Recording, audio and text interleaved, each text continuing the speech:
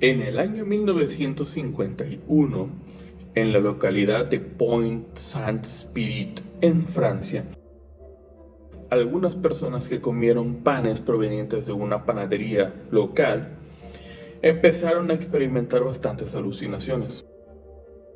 Una persona, por ejemplo, se arrojó de un segundo piso y se fracturó las piernas gritando que era un avión. Otro individuo empezó a correr loco por las calles, quitándose la ropa y gritando que había una bolsa de serpientes en su estómago que estaban devorándolo desde adentro. Y así hubieron muchísimas personas, tantas que tuvieron que ser llevados algunos con camisa de fuerza. Más de 250 personas completamente perdieron la razón después de comer el pan. De esas, al menos 7 personas perdieron la vida. Esta situación se conoce como el envenenamiento por pan de Pont-Saint-Spirit. Primero, la causa más probable, que es el cornezuelo del centeno. Existe un hongo que se conoce bajo ese nombre, cornezuelo del centeno, y básicamente produce una sustancia llamada dietilamida del ácido lisérgico, también llamado LSD o vulgarmente llamado ácido, aislado y utilizado principalmente por el doctor Albert Hofmann durante la segunda mitad del siglo XX.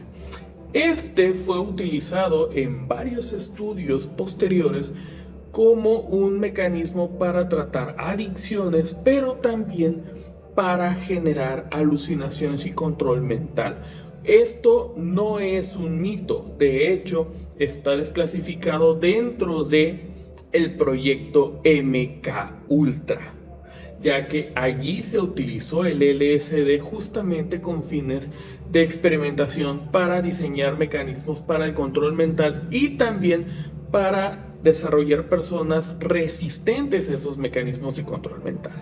Y es que ocurre que 2 años después dio inicio en Estados Unidos el proyecto MK Naomi, la rama biológica del proyecto MK Ultra. Y uno de los proyectos que se hicieron y que están desclasificados al día de hoy fue justamente encontrar maneras para dispersar agentes de control mental sin que fueran visibles.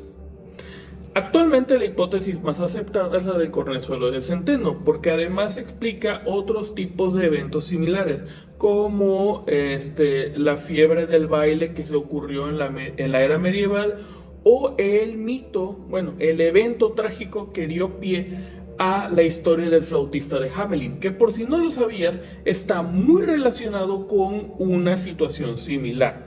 Y esto tendría coherencia, ya que este hongo pues se da principalmente en zonas húmedas y con las condiciones específicas pues para su desarrollo. Y debido a esto mismo, pues ellos causan estas situaciones. No es un hongo desconocido, de hecho se dice que las brujas medievales también utilizaban para varias de sus actividades y por eso es que tenían algunas de esas alucinaciones o ideas de las cosas que veían. Pocas cosas dicen karma e injusticia como la tragedia del USS Indianapolis.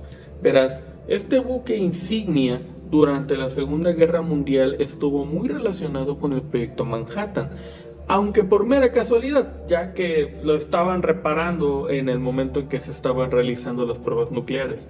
Sencillamente, este barco fue el encargado de llevar la bomba atómica que después explotaría en Hiroshima.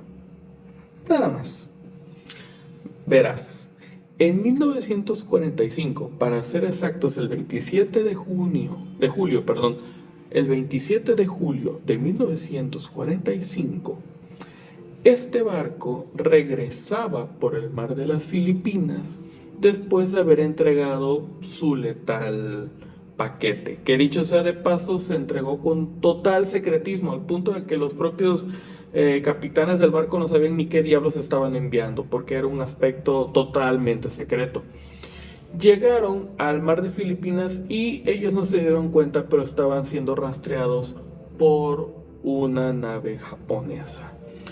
Esta detectó, el propio capitán así lo declaró, que el barco pues era prácticamente una presa fácil y que era un barco enemigo, así que lo torpedearon.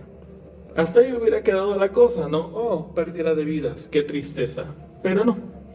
Ocurre que los supervivientes estuvieron por prácticamente 3 días a la deriva, sin comida y sin agua.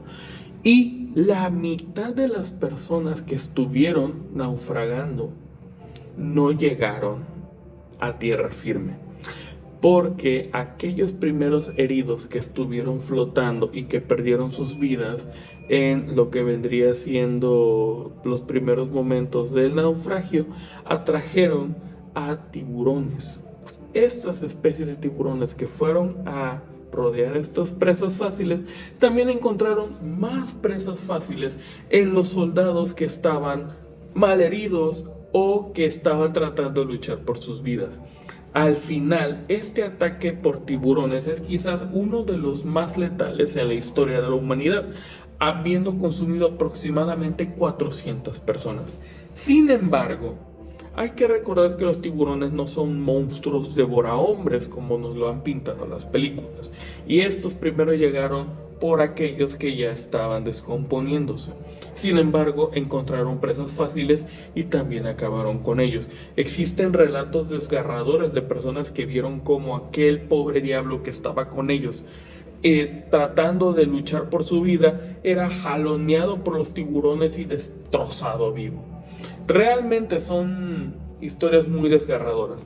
Al final incluso se le llegó a echar la culpa completa al capitán del barco, a pesar de que realmente había sido la ineptitud de las personas en los puertos que nunca dieron aviso de cuál era la ruta que estaban siguiendo. Sin embargo, se podría decir por eso que esta es una de las historias del karma más canijo, porque también regresó de haber entregado la bomba atómica.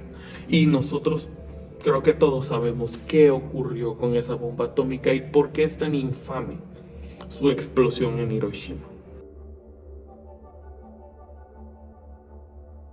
En el año 2021, en Nigeria, para ser aún más exactos, en la región de Oyo, durante una tarde bastante tormentosa, varias personas se encontraron reunidas debajo de un árbol que además tiene más de 100 años y que se les reconoce bajo el nombre de Igi Odan. Ese día el viento sopló tan fuerte que de hecho el árbol se cayó sobre este grupo de personas, causando la muerte de 4 de ellos. Entre este grupo de personas fallecidas había desafortunadamente un bebé y una menor de edad que se encontraban justamente cuidándose para evitar que les pasara algo, ya que se acercaba la lluvia.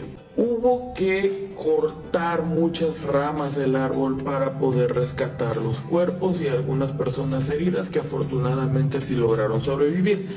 Y bueno, todo esto quedaría como una gran tragedia, que aparte se llevó un árbol histórico, ya que había sido sembrado por un campesino que después se convirtió en un hechicero, muy popular en la región.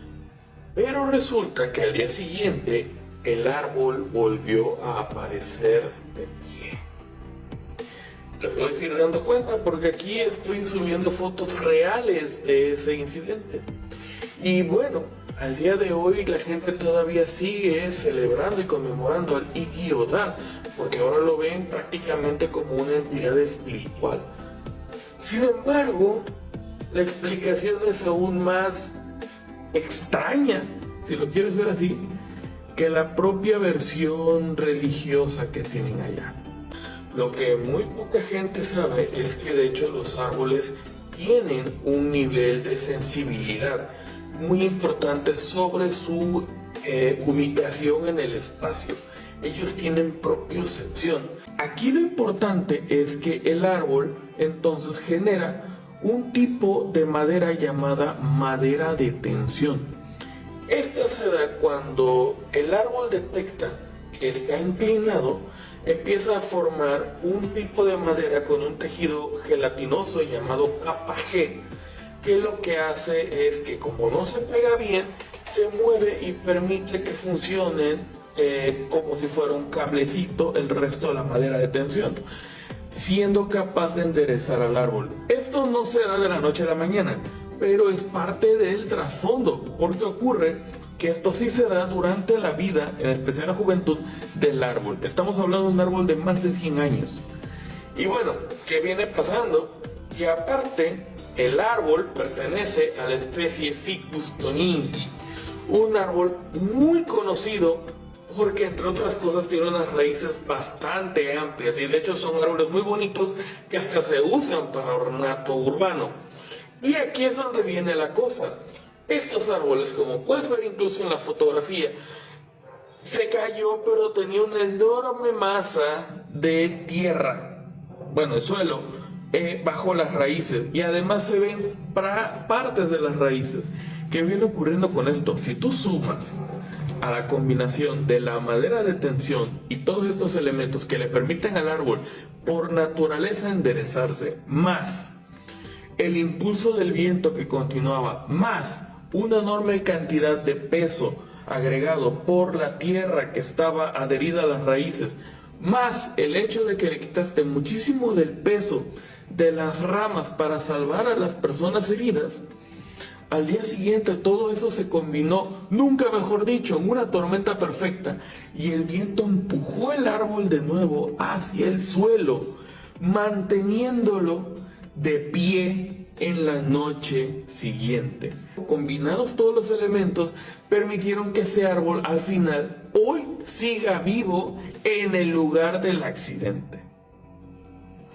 La verdad, si a mí me lo preguntan, es prácticamente igual de impactante saber que un árbol de más de 100 años, sembrado por un hechicero, mató a varias personas y se paró, pero aún más impresionante me resulta el saber que los árboles saben dónde están en el espacio y que son capaces incluso de enderezarse y sobrevivir después de haber caído.